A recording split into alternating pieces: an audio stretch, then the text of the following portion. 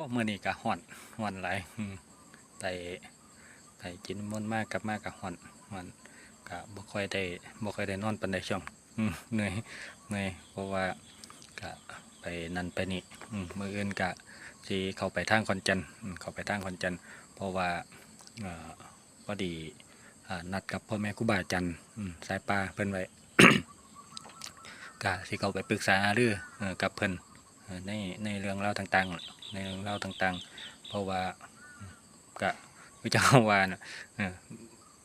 มันก็น่าสิถึงเวลาที่เฮาสิเข้าไปหาพ่อแม่ครูบาอาจารย์เพิ่นเข้าไปหาพ่อแม่ครูบาอาจารย์เพิ่นอืมก็ก็ก็ยังบ่ทันได้มั่นใจเต็มร้อย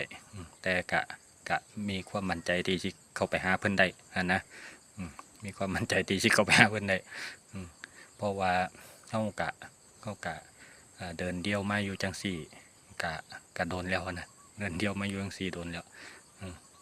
ก็น่าสิถึงเวลาที่เฮาสิเข้าไปปรึกษาเรื่องกับพ่อแม่ครูบาอาจารย์เพิ่นเออในบางเรื่องบางอย่างเพราะว่า เพิ่นก็เบิ่งเฮาอยู่นะเบิ่งเฮาอยู่นั่น